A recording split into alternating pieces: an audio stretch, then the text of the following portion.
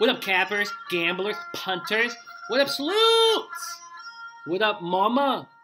What up, sports fans? It's Wednesday, September 13th. Feels like a good day to make a lot of cash. Something we should have done better at yesterday. Should have been more financially fruitful. Hit 2 out of 4 parlays, only profited $215. We can get into that later. Yesterday was very enjoyable, though. At 8 p.m. Eastern, we did the first ever Beat the Bag wrap-up show, and it was a lot of fun, and we can't do it without you guys and you guys watching and being a part of it. So I'd like to give a shout-out to the people who are making the forum so interesting. So to Tho Marino, my man, great capper, thank you for joining me last night. Tho Marino, Robinson Yepes, my boy Armin, Guan White, Mario Martinez Jr., White Guy Video Games, all you guys really helped a lot and made it a lot of fun. So thank you from the bottom of my heart for supporting the Beat the Bag competition. And you guys are all beating the bag. Especially we had our 5-0 man, Gray Area 5-0, looking good. He didn't give us his calls. He said he's going to make a lot of his decisions over the next 48 H. So good luck to you, my man. And thank you for joining us yesterday. All right, let's get to today's action, shall we? So yesterday was a good day, but it still had streaks of shit on it. I had the Braves as a live dog on the road at plus 150 to touch up Gio Gonzalez, and they won 8-0. I had the Braves runs over 3.5, but I also had the over in the game, total runs, 8.5, and only 8 were scored, which is very fucking irritating. I also had the Pirates who lost to the Brewers, which again was very irritating. I knew that they weren't going to throw Suter very many innings. He only threw 3.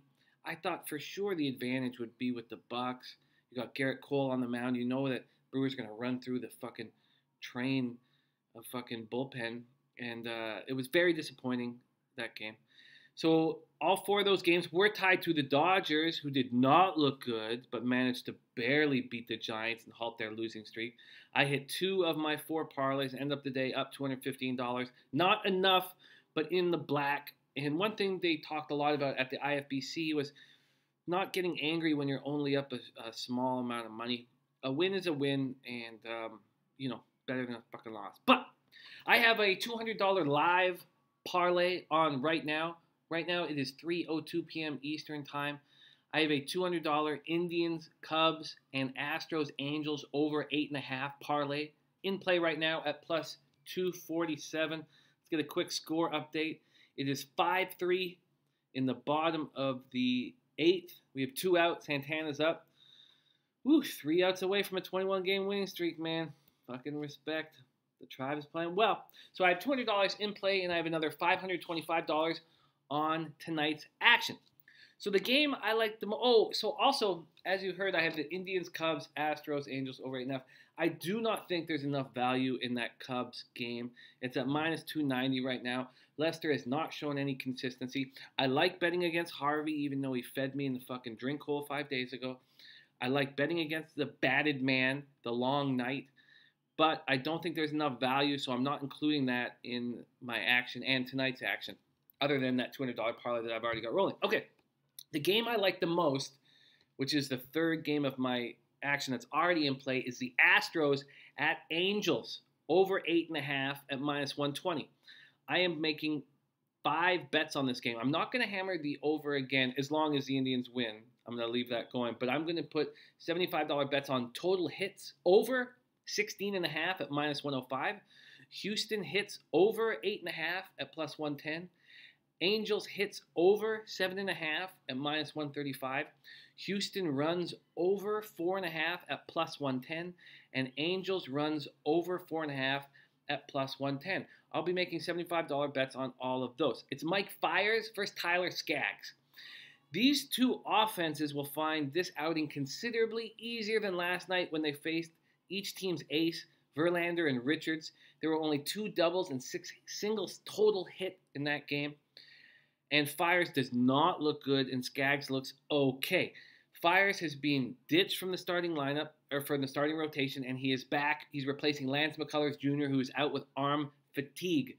Fiers is 8-9 with a 4.87 ERA and a 1.39 WHIP. Those numbers have become fucking bad. They were good numbers 6-7 weeks ago, and now they're 4.87 ERA. He's just been getting touched. 1-5 with a 7.90 ERA in his last 8 starts. In August, opponents were hitting 290 off him. In 5 1/3 September innings, opponents are hitting 429 off of him. He does not look good. The Astros don't want him in there. The Astros starting rotation has holes, and these are the holes. I think Fiers is going to get touched, violated, and screwed hard, like my girls at the Hotel Del Rey in Costa Rica. Tyler Skaggs is facing them, toeing the rubber for the Angels, 1-5 with a 4.86 ERA and a 1.43 WHIP. He has faced the Astros in 5 career starts, and he has better numbers against the Astros than any team in the league. So they're 2-2, 3.38 ERA, not incredible numbers, but those are the best numbers he has against any team. At home, he's bad. He's 1-2 with a 6.15 ERA and a 1.52 WHIP. Opponents hit 292 off of him in Anaheim. And Houston mashes lefties. They're 5th in the league in batting average at 278, 3rd in OPS at 817. I'm very excited about watching this game and cheering for offense. I'm going to have a few drinks, smoke a bat, and cheer on offense. It'll be easy with Fiers going against Skaggs. So that's my big play of the day, man. I like the Astros at Angels over. Now, another play I like quite a bit, and I will also be betting, is the Padres on the road over the Twins at plus 130 and under 9 at minus 115. It's Dinelson Lamet versus Ervin Santana. Lamet is 7-7 with a 4.32 ERA and a 1.20 WHIP. Now, I have been drinking the Lamet juice all year, and it's finally paying off. I love his stuff. In June, he had a 6.33 ERA. In July, he had a 6.10 ERA. And then something clicked for the kid, 25-year-old Dinelson Lamet. In August, he had a 2.54 ERA. September, he had a 2.25 ERA. He's gained a little weight. He's 6'4", 187 pounds. He's throwing the ball with more velocity. 3 quality starts in his last 4. 2.55 ERA over the last 9 games. Over his last 8 starts, opponents are hitting 136 off of his slider. 136.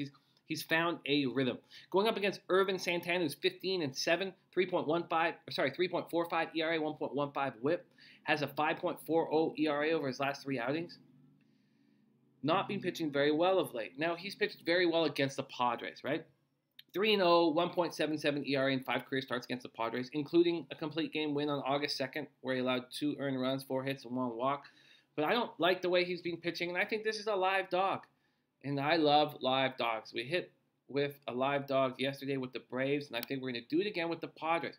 Now, the Twins broke a Major League record yesterday by hitting home runs in all first 7 innings of their game.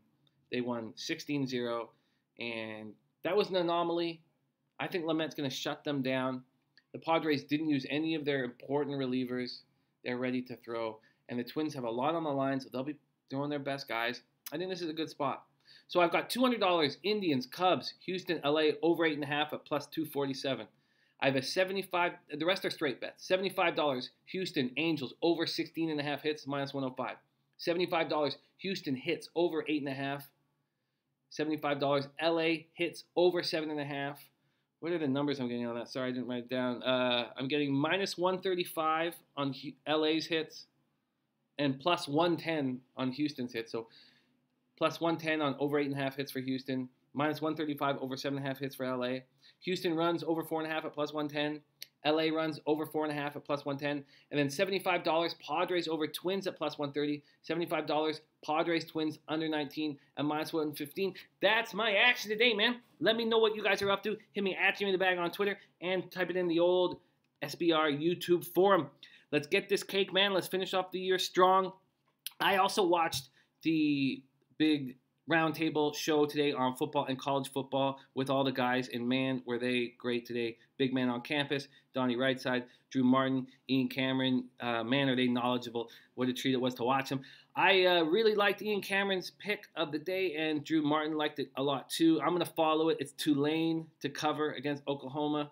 I think it's an exciting, I believe, I got to double check the line, but it's high 30s. And it sounds like a fun action, man. So I'm gonna tail them with that Tulane action. And other than that, man, much love, you guys. Let's get that cash, milk those bookies, batter pockets, hottest ludes. You know how we do. Good luck out there.